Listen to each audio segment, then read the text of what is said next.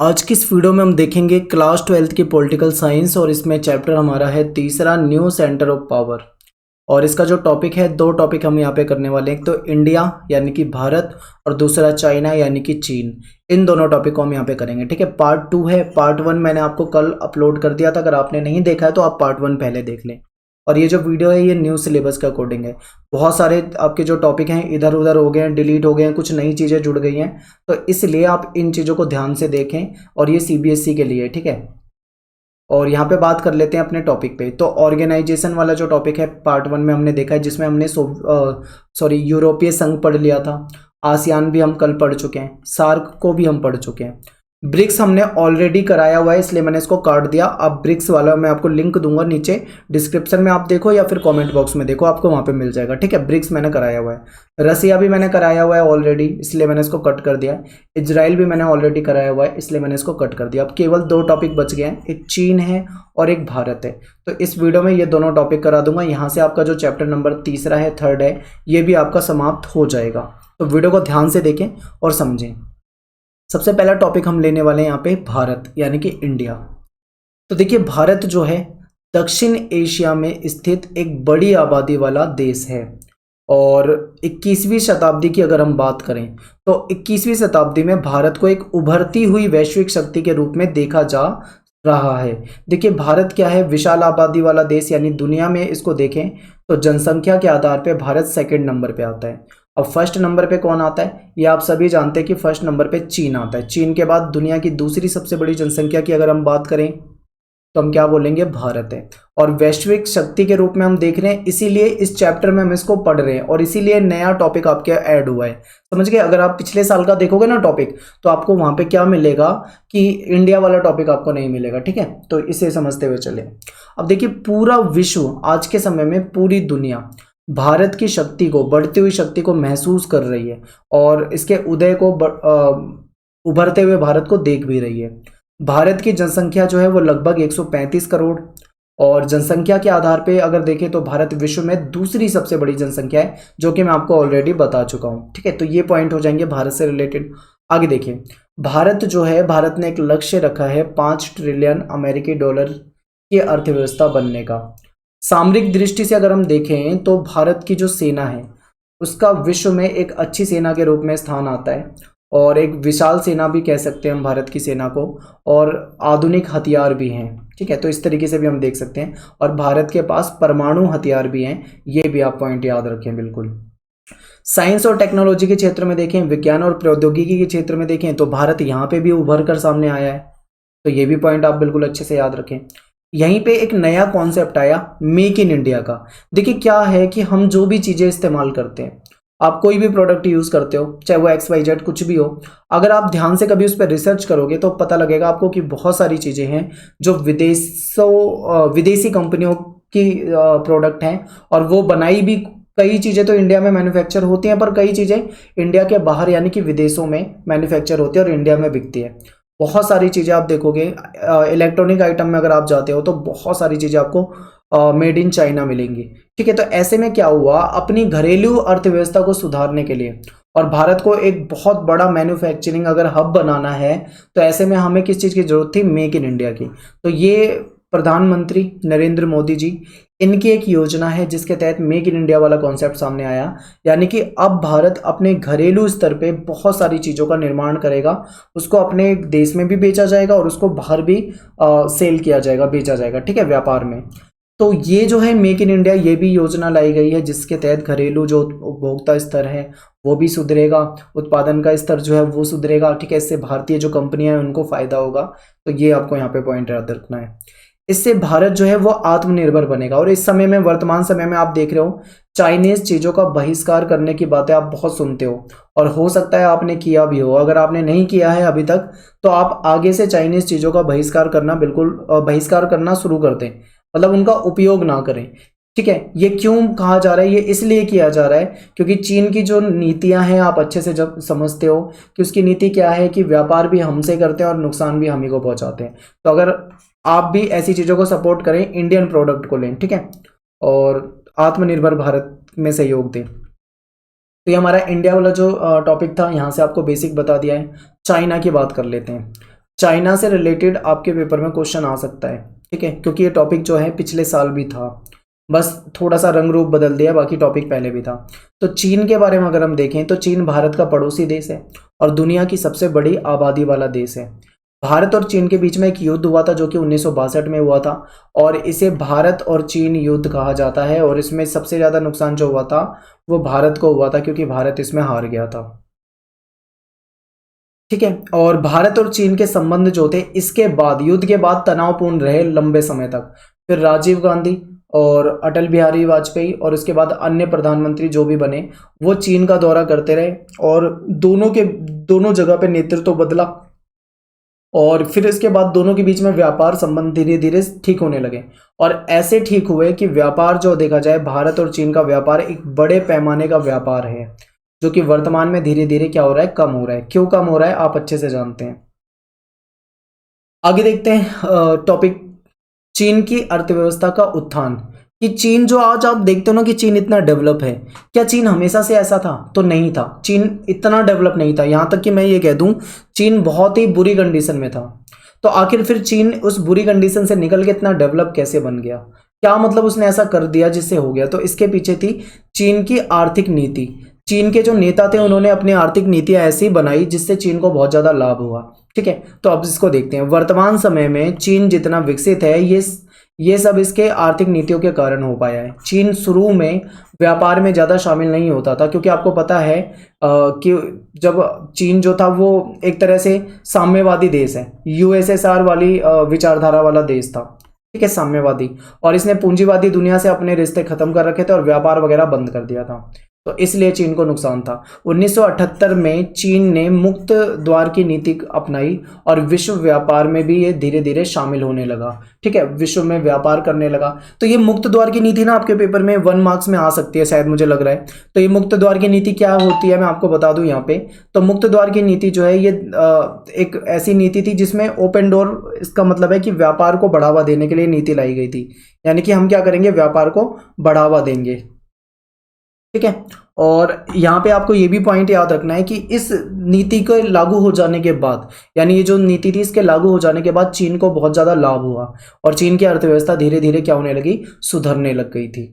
इसके बाद चीन आर्थिक विकास तेजी से होने लगा। ऐसा माना जाता है कि चीन 2040 तक अमेरिका से भी आगे निकल जाएगा। और निकल भी जाता, अगर ये कोरोना और ये चीन का बहिष्कार जो दुनिया में शुरू हो गया है, अगर ये चीज़ें नहीं होती ना तो शायद चीन आगे निकल भी जाता। और क्योंकि चीन का जो व्यापार है दुनिया में बहुत बुरी तरीके से मतलब फैला हुआ था, इस कारण चीन का प्रभाव जो था वो विश्व भर में बढ़ता जा रहा था धीरे धीरे। 1950 के दशक में चीन कैसा था? तो यहाँ पे आप समझो, यहाँ से शुरू होती है असली कहानी कि चीन कैसे मतलब इतने नीचे वाले लेवल से इतने ऊपर तक पहुँच गया, यानी कि बिल्कुल बुरी हालत से इतना डेवलप कैसे हो गया। तो 1949 में चीन में एक क्रांति हुई जिसको चीनी क्रांति के नाम से जानते हैं। ये देखिए 1 मार्क्स में ऐसे क्वेश्चन पूछे जा सकते हैं कि चीनी क्रांति कब हुई। ये क्रांति माओ के नेतृत्व में हुई, ठीक है। किसके नेतृत्व में? माओ। अब ये माओ कौन है? आप आज आपका पहला क्वेश्चन है कि आप मुझे बताइए कमेंट में कि माओ कौन है। ये साम्यवाद को चीन ने अपनाया था, आप जानते हैं। चीन आर्थिक रूप से पिछड़ा हुआ देश था। चीन पूंजीवादी दुनिया से रिश्ते तोड़कर साम्यवादी बन गया था, ये भी आप जानते हैं। मैंने आपको सब कुछ बताया। ऐसे में चीन के पास अपने संसाधन के अलावा गुजारा करने के कोई दूसरा रास्ता ही नहीं था, क्योंकि देखो चीन ने बाहर से व्यापार करना बंद कर रखा था।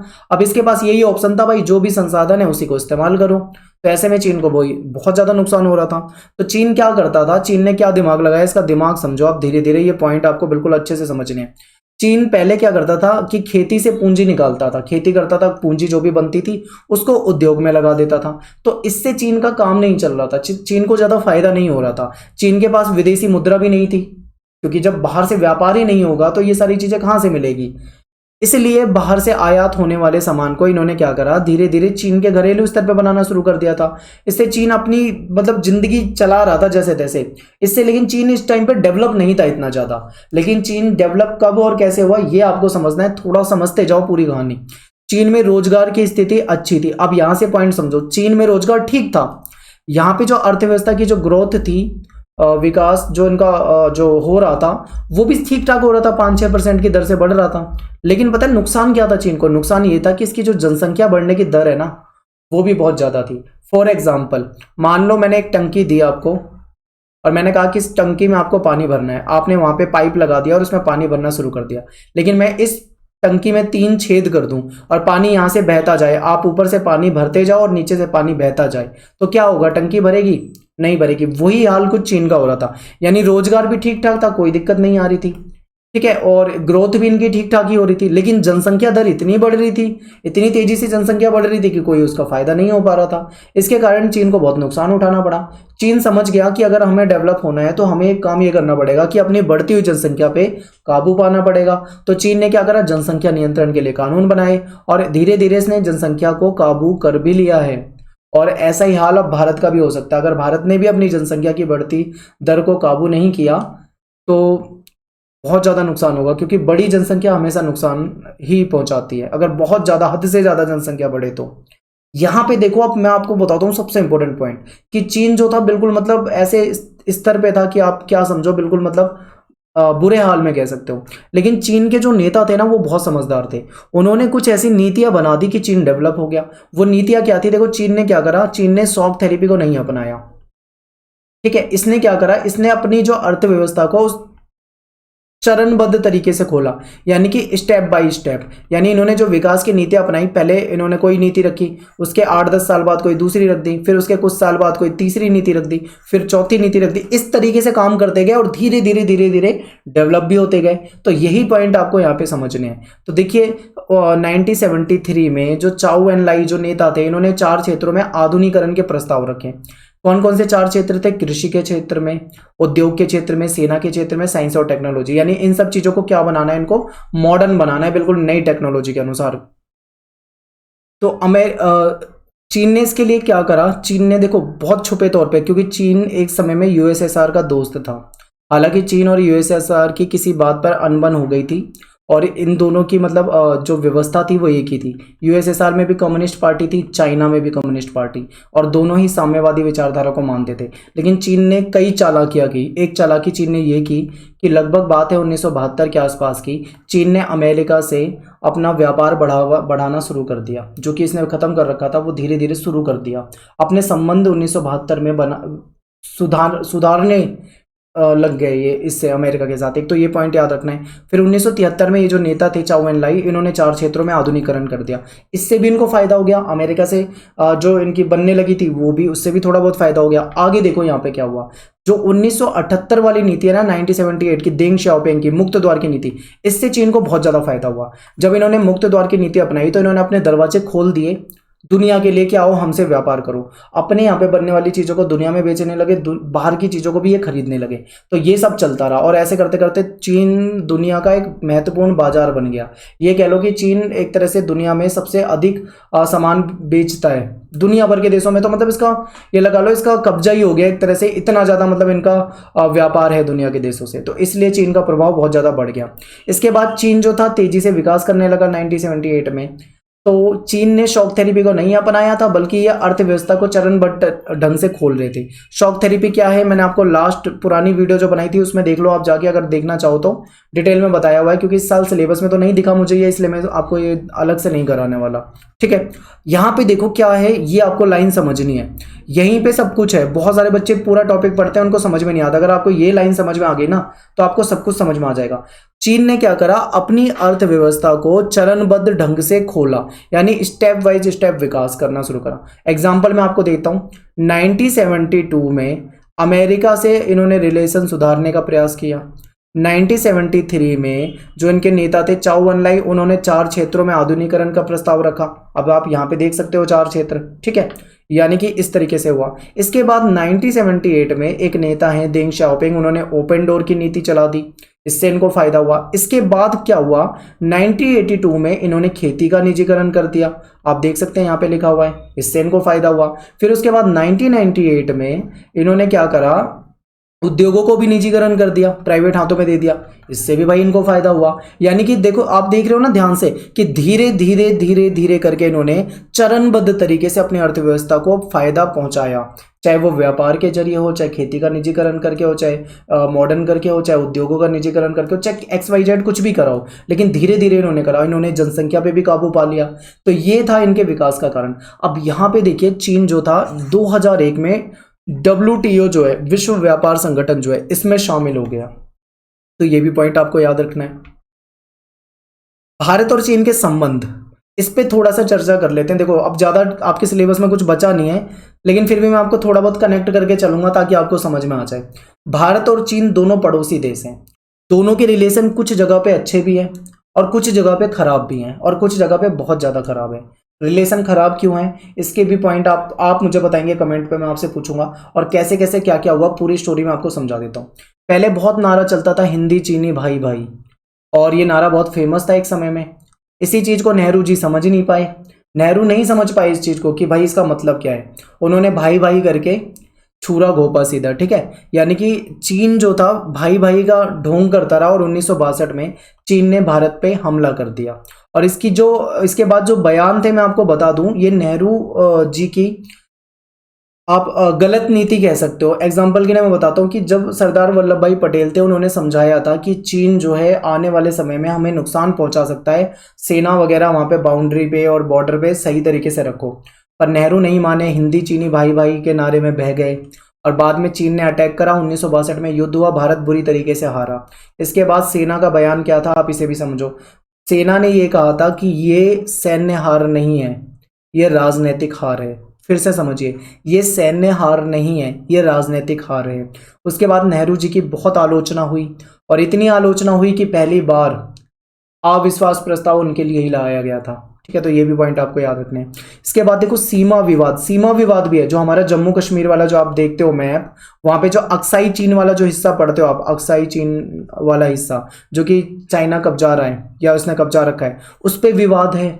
दूसरा क्या है, अरुणाचल प्रदेश। जब आप मैप देखते हो, ये वाला जो हिस्सा इधर का जो अरुणाचल प्रदेश है, वो चीन के बॉर्डर से टच में। अगर आप देखोगे मैप में ध्यान से, तो चीन क्या कहता है, चीन उसे बहुत सारे हिस्से को अपना मानता है। अरुणाचल प्रदेश को बहुत सारे हिस्से पे अपना मतलब दावा करता रहता है। तो ये भी एक मतलब विवाद का मुद्दा बन जाता है। तो कुछ बातों पे विवाद है। चीन ने तिब्बत को हड़प लिया। यहाँ के जो धार्मिक गुरु थे या नेता थे, दलाई लामा, इन्होंने भारत से मदद मांगी, शरण मांगी, तो भारत ने इनको अपने आप पे शरण दे दी। अब जब ये शरण दे दी तो इससे चीन को बुरा लग गया, और फिर ये भी एक विवाद का मुद्दा बन गया। भारत और चीन के बीच में समझौता हुआ, पंचशील समझौते वगैरह हो रखे हैं। पंचशील समझौते में 5 महत्वपूर्ण बातें थी। वो कौन सी 5 बातें आप स्क्रीन पे पढ़ सकते हैं। लेकिन फिर भी इतना कुछ होने के बाद भी भारत और चीन का युद्ध हुआ, और इसमें भारत को नुकसान उठाना पड़ा, ठीक है। तो ये जो पॉइंट मैं आपको बता रहा हूँ ना, ये सारे आपके एनसीईआरटी में दिए हुए। आप ध्यान से बुक पढ़ोगे तो आपको मिल जाएगा, पहली और दूसरी बुक को मिला के पढ़ोगे।